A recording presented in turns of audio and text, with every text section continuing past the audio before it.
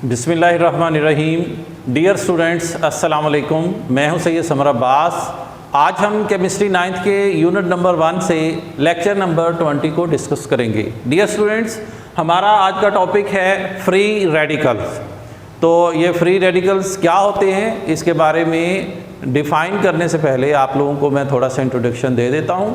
Students, जैसे कि आप लोगों को बताया गया है कि हमारे माहौल में, हमारे इर्द गिर्द, हमारे एनवायरनमेंट में हर वक्त मुख्तलिफ़ किस्म के केमिकल रिएक्शंस होते रहते हैं।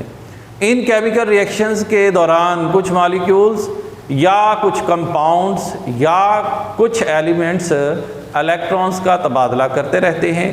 बाज़ औक़ात स्टूडेंट्स ऐसे रिएक्शन होते हैं जिसकी वजह से मुख्तलिफ़ कंपाउंड्स या मॉलिक्यूल्स में मौजूद जो बॉन्ड्स हैं वो टूट जाते हैं।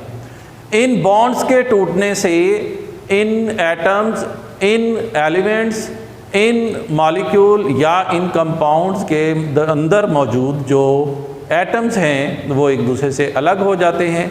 जब एटम एक दूसरे से अलग होंगे तो इलेक्ट्रॉन्स भी एक दूसरे से अलग हो जाएंगे। यानी जब एक ऐसा कम्बिनेशन जिसमें दो मॉलिक्यूल या दो एलिमेंट्स आपस में इलेक्ट्रॉन्स की शेयरिंग से इकट्ठे हुए हों तो वो अपने अपने इलेक्ट्रॉन्स को अलग कर लेंगे।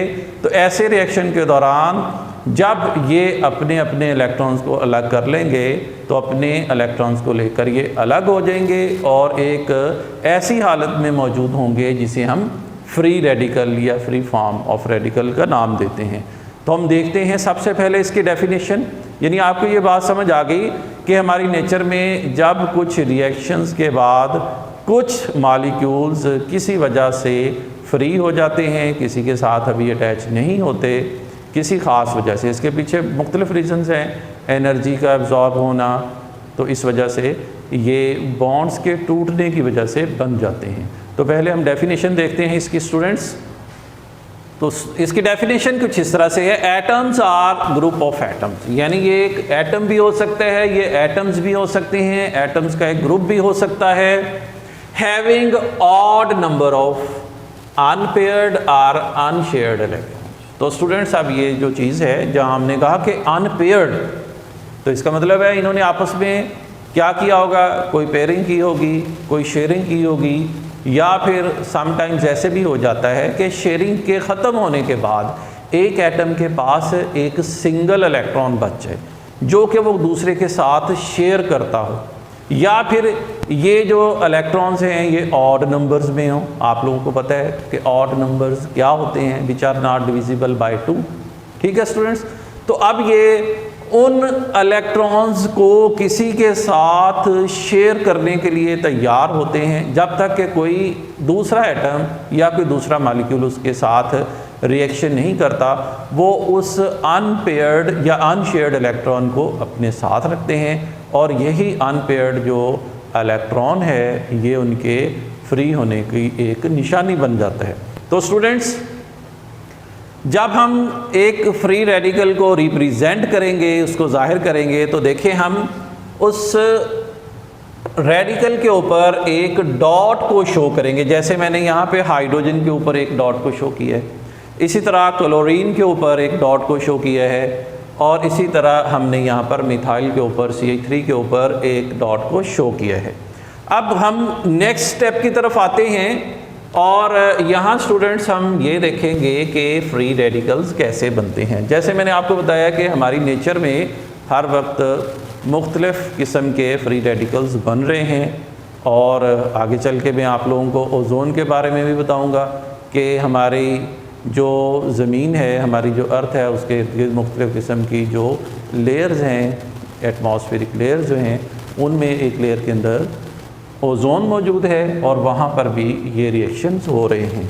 तो स्टूडेंट्स, देखते हैं how are free radicals formed, यानी फ्री रेडिकल्स कैसे बनते हैं। तो साइंटिस्ट कहते हैं कि जब हम किसी मॉलिक्यूल या किसी कंपाउंड या किसी यूनाइटेड यूनिट को किसी वजह से एनर्जी देते हैं, वो एनर्जी को एब्जॉर्ब करने के बाद अपने बॉन्ड्स को अलग अलग कर लेते हैं, या किसी चीज़ के जो बॉन्ड्स हैं वो एनर्जी एब्जॉर्ब करके अलग अलग हो जाएं, तो अलग अलग होने के बाद वो फ्री रेडिकल्स की फॉर्म में आ जाते हैं। मिसाल के तौर पर स्टूडेंट्स यहाँ पे देखते हैं, हमने देखना है कि ये हाइड्रोजन का फ्री रेडिकल कैसे बना है।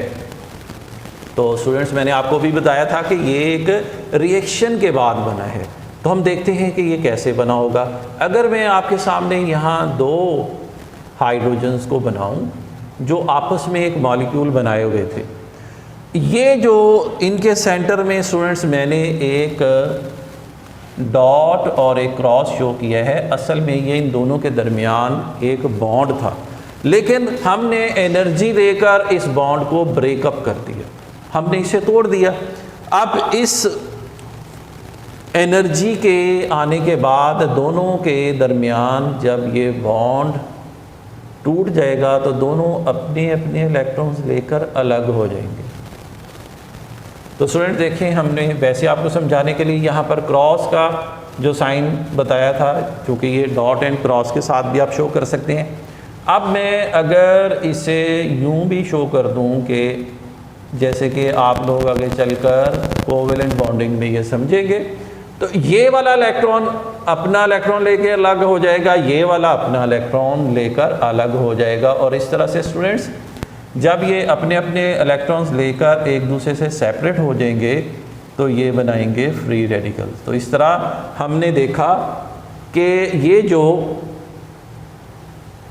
H2 है, हाइड्रोजन का जो ये मॉलिक्यूल है, इसमें दो हाइड्रोजन आपस में एक एक इलेक्ट्रॉन को शेयर किए हुए थे और ये एक पेयर था। फिर बाद में ये पेयर एक दूसरे से अलग अलग हो गया और दोनों अपने अपने इलेक्ट्रॉन्स लेकर सेपरेट हो गए। और अब ये जो हम नीचे शो कर रहे हैं, जिसके इर्द गिर्द मैंने सर्कल्स लगाए हैं स्टूडेंट्स, ये हैं फ्री रेडिकल्स। तो ये तो था कि हाइड्रोजन के फ्री रेडिकल्स कैसे बनते हैं। अब स्टूडेंट्स हम नेक्स्ट एग्जाम्पल को देखते हैं, जहां हमने लिखा हुआ है कि क्लोरीन जो है, क्लोरीन स्टूडेंट्स कैसे फ्री रेडिकल फॉर्म करता है। तो हम पहले आपको बताते चलें कि क्लोरीन आमतौर पर Cl2 मॉलिक्यूल की फॉर्म में मौजूद है। और अगर आप इसके अंदर बॉन्डिंग को देखें तो स्टूडेंट्स यहाँ पर भी हम आपको बताते चलें कि क्लोरीन एटम्स के दरमियान वैलेंस शेल्स के अंदर एक एक इलेक्ट्रॉन इन्होंने आपस में शेयर किया हुआ है। जैसे कि आपको मैंने पिछले लेक्चर में बताया था कि किस तरह से क्लोरीन जो है उसके वैलेंस शेल के अंदर एक इलेक्ट्रॉन की कमी होती है और फिर वो उस एक इलेक्ट्रॉन को गेन करके नेगेटिव चार्ज हासिल करता है। लेकिन स्टूडेंट्स क्लोरीन समटाइम्स किसी से इलेक्ट्रॉन लेने की बजाय, यानी कंप्लीट ट्रांसफ़र ऑफ इलेक्ट्रॉन्स की बजाय शेयरिंग को भी जो है वो तरजीह देता है। तो स्टूडेंट्स जब ये किसी के साथ शेयरिंग करता है, यानी ये शेयरिंग को प्रेफर भी करता है, ट्रांसफ़र ऑफ इलेक्ट्रॉन्स को भी प्रेफर करता है, इसके अलावा शेयरिंग को भी प्रेफर करता है। तो स्टूडेंट्स यहाँ हम देखते हैं दो क्लोरीन जो एटम्स हैं वो आपस में मिलकर एक मॉलिक्यूल बनाए हुए हैं और जब हम इसको कोई हीट वगैरह देते हैं तो ये हीट एब्जॉर्ब करके ये बॉन्ड जो है इन दोनों के दरमियान, अब इनके सेंटर में आपको ये जो बॉन्ड है वो मैं ऐसे इस बॉक्स में शो करूँगा। ये बॉन्ड इन दोनों क्लोरीन्स के दरमियान मौजूद है। हीट एब्जॉर्ब करने के बाद स्टूडेंट्स ये बॉन्ड जो है ये ब्रेकअप करेगा और इस वजह से दोनों क्लोरीन जो हैं वो अपना अपना जो शेयर्ड इलेक्ट्रॉन है वो लेकर एक दूसरे से अलग हो जाएंगे। और जब ये एक दूसरे से अलग होंगे तो यही एक इलेक्ट्रॉन जो इनके बॉन्डिंग की वजह से सेंटर में मौजूद था वो अलग अलग इसके ऊपर शो हो जाएगा और हम इसे शो कर रहे हैं as a dot. So you can easily understand when we explained it in the representation of a free radical. We said it is represented by putting a dot over a radical. Students, अब इसके बाद हम third example जो है उसको देख लेते हैं। थर्ड एग्जाम्पल में आपको नज़र आ रहा है कि किस तरह से CH3 और उसके ऊपर आपको एक सिंगल डॉट नज़र आ रही है। अब स्टूडेंट्स देखें ये कैसे बना होगा। तो यहाँ पर स्टूडेंट्स CH3 पॉजिटिव को समझाने के लिए मैं मीथेन यानी CH4 का स्ट्रक्चर बनाऊंगा। आप अगर देखें तो यहाँ मैंने कार्बन के साथ 4 हाइड्रोजन अटैच किए अब अगर आप इसको थोड़ा सा बॉन्डिंग में जाकर इसका स्ट्रक्चरल फार्मूला देख लें तो स्टूडेंट्स ये CH4 इस वक्त इस फॉर्म में है, ये है। अब इसे थोड़ा सा और सिंपल कर लें ताकि आप उस कंसेप्ट को समझ जाएं जो हम बताना चाहते हैं। तो अब देखो students,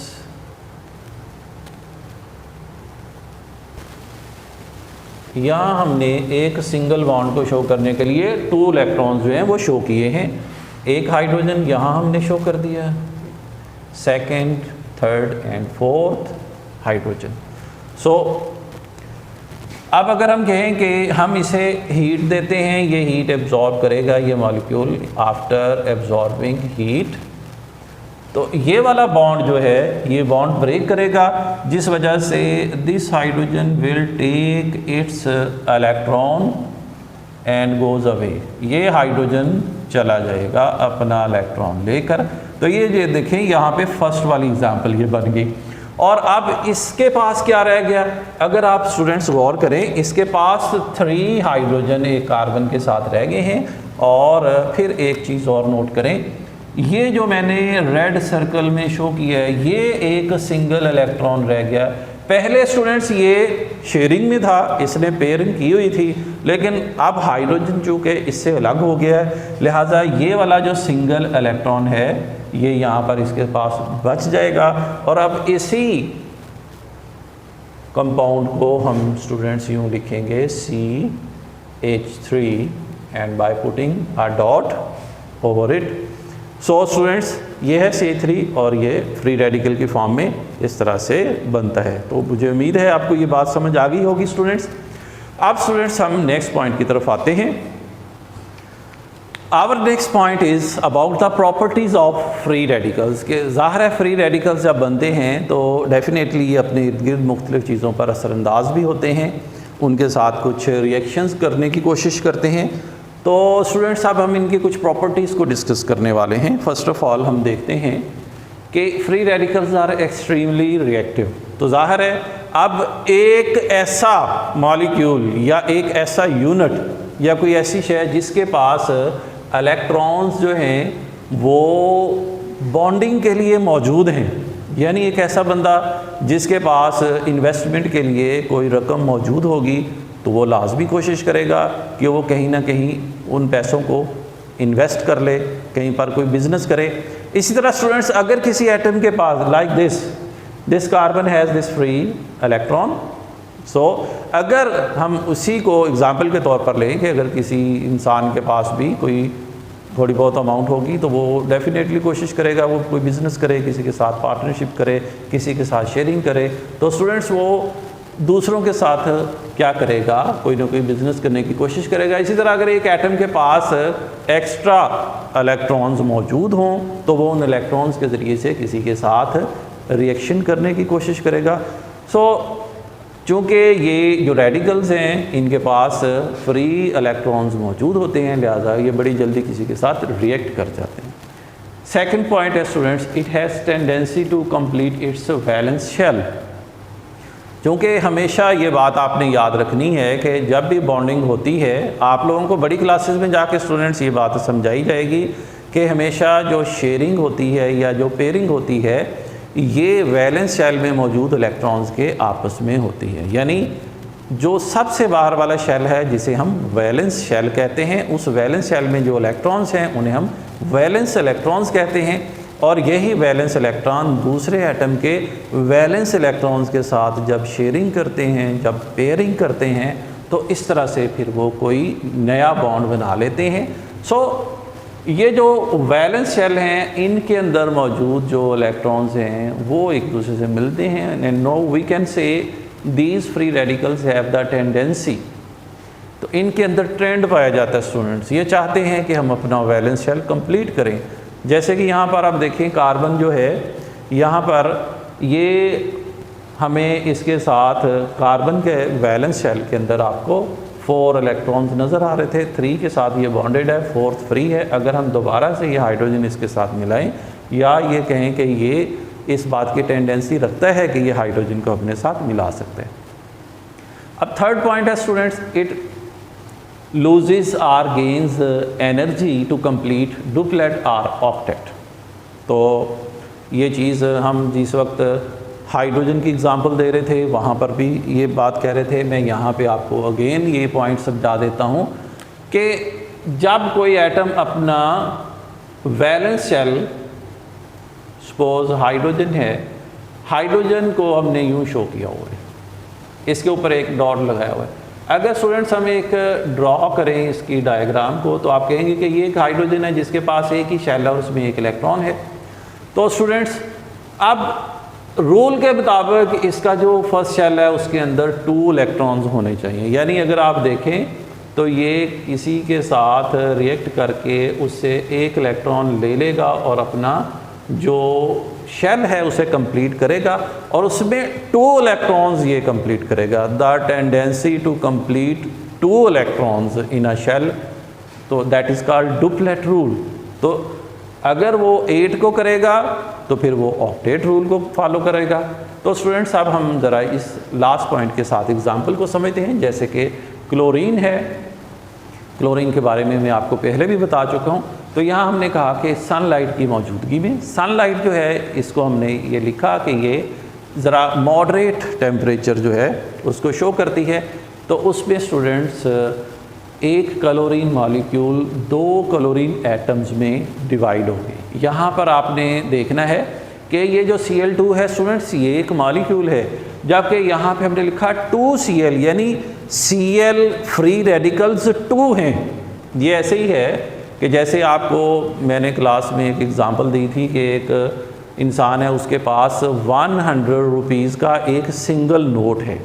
he has only 100 rupees in the form of a single note. Another person who has also 100 rupees, एक और बंदे के पास भी 100 रुपीज़ हैं, लेकिन उसके पास 100 रुपीज़ में 100 ही नोट्स हैं, यानी उसके पास 1 रुपीज़ के 100 नोट्स हैं। तो इसी तरह स्टूडेंट्स ये जो Cl2 है ये एक सिंगल मॉलिक्यूल है, जबकि 2Cl आर 2 एटम्स। यहाँ पर 2Cl यानी ये 2 एटम्स हैं, 2 क्लोरीन एटम्स। अब ये कैसे शो होंगे स्टूडेंट्स? तो इसको हम यूं शो कर सकते हैं। देखें स्टूडेंट्स, मैं आपको डायग्राम बनाकर इस चीज़ को एक्सप्लेन करता हूं।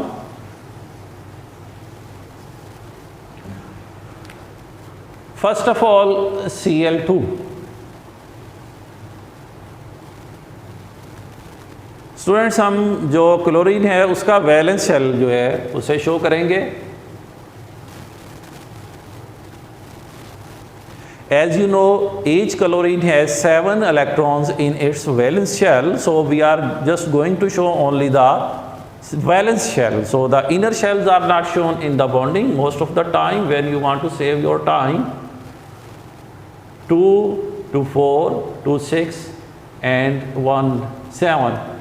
Another chlorine atom on your right side, it has 2 to 4 to 6 and 1 7.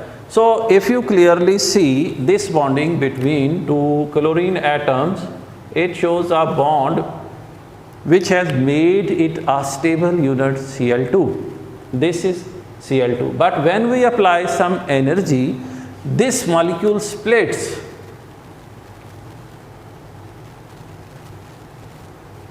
After it, students, each of the atom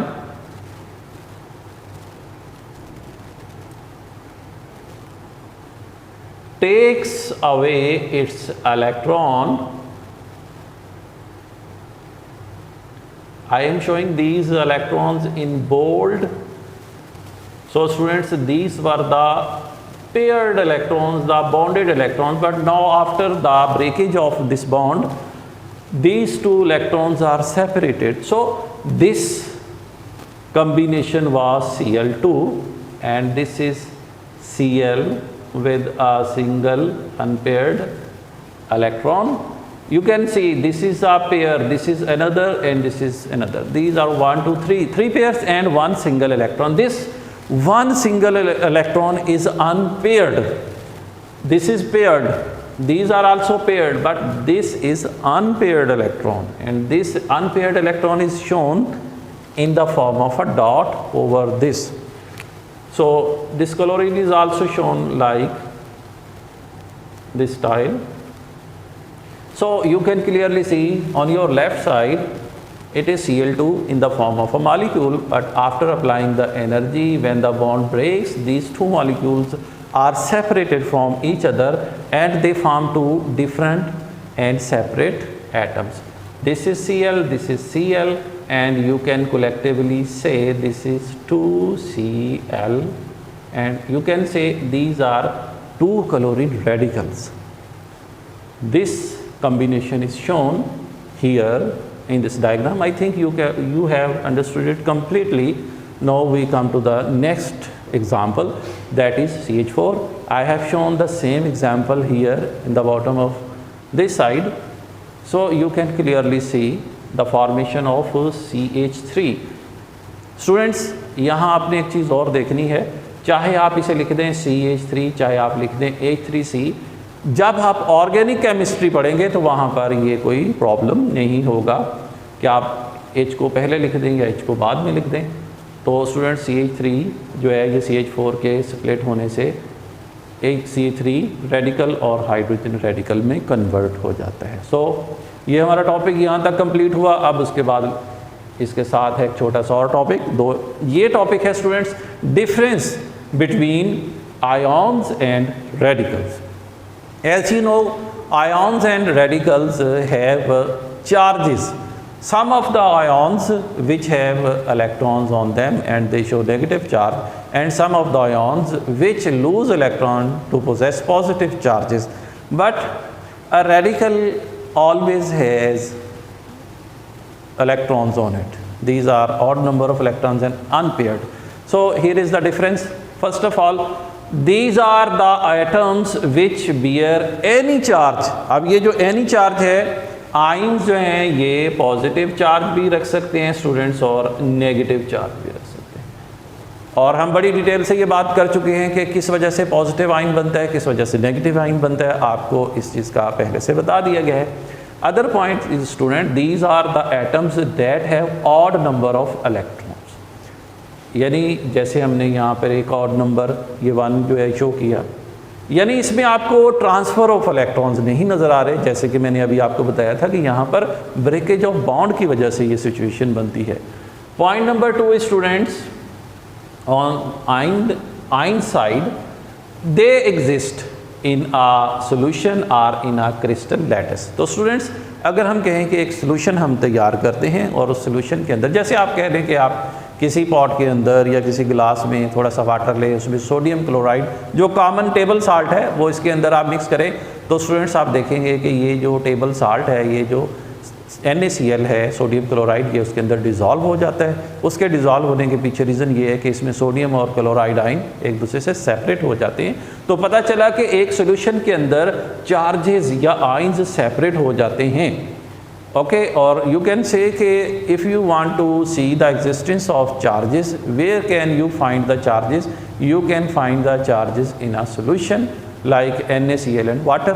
और उसके अलावा स्टूडेंट्स जो आयन्स होते हैं ये क्रिस्टल लैटिस। अब ये क्रिस्टल लैटिस क्या है स्टूडेंट्स? वैसे तो आप लोग जाके इंटर में इसके बारे में डिस्कस करेंगे, लेकिन क्रिस्टल लैटिस एक स्पेशल टाइप की ऑर्गेनाइजेशन होती है जिसमें मुख्तलिफ़ किस्म के एटम्स आपस में 3D डायमेंशन, आपने 3D का नाम तो सुना होगा, यानी ये 3D डायमेंशंस के साथ आपस में मुख्तलिफ़ एंगल्स के साथ मिले होते हैं।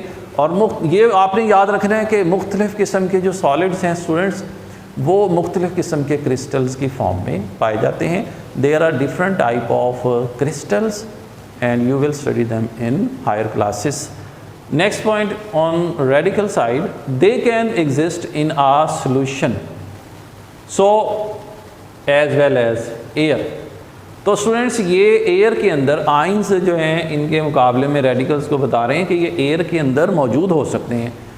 आपको यहाँ पे मैं एक एग्जांपल दूंगा, ये हैं क्लोरोफ्लोरोकार्बन्स। स्टूडेंट्स आमतौर पर हमारे घरों में एयर कंडीशनर के चलने की वजह से या जो एरोसोल गैसेस हैं उनकी वजह से, मुख्तलिफ़ किस्म के केमिकल रिएक्शंस की वजह से, जैसे मैंने लेक्चर के शुरू में आपको बताया था कि हमारी अर्थ के इर्द गिर्द जो है ख़ास किस्म की गैस मौजूद है जिसे हम ओजोन के नाम से जानते हैं। स्टूडेंट्स, ये ओजोन हमारी एनवायरनमेंट के अंदर मौजूद क्लोरीन के साथ या जो क्लोरोफ्लोरोकार्बन्स हैं उनके साथ रिएक्ट करके ये टूटती रहती है, ब्रेक करती रहती है, जिसकी वजह से डिप्लीशन ऑफ ओजोन हो रही है। और स्टूडेंट्स, यहाँ हमने यही बताया है कि ये फ्री रेडिकल जो हैं ये एयर के अंदर मौजूद हैं, जैसे कि हमने कहा क्लोरोफ्लोरोकार्बन्स। और last point on ion side, there formation is not affected by the presence of sunlight, यानी सनलाइट जो है ये आयंस के बनाने में किसी किस्म का कोई इनका रोल नहीं है। हाँ, आप ये कह सकते हैं कि अगर आप किसी चीज़ को कोई सोल्यूशन तैयार कर रहे हैं, एक सोल्यूशन के ऊपर स्टूडेंट्स टेम्परेचर का तो असर हो सकता है, ठीक है। जैसे आप जानते हैं कि टेम्परेचर को कम करने से या टेम्परेचर को ज़्यादा करने से सॉल्युबिलिटी जो है उसमें जो है कमी बेशी हो सकती है। लेकिन स्टूडेंट्स, एक आयन के बनने में किसी किस्म का सनलाइट का कोई रोल नहीं है, बल्कि किस चीज़ का रोल है स्टूडेंट्स? चार्जेस का रोल है, सनलाइट का रोल नहीं है, चार्जेस का। तो चार्जेस किसी भी हालत में ट्रांसफ़र हो सकते हैं, किसी भी हालत में चार्जेस जो हैं वो प्रोड्यूस हो सकते हैं। जबकि स्टूडेंट्स, जो फ्री रेडिकल्स हैं, फ्री रेडिकल्स के बारे में कहा जाता है they may form in the presence of light.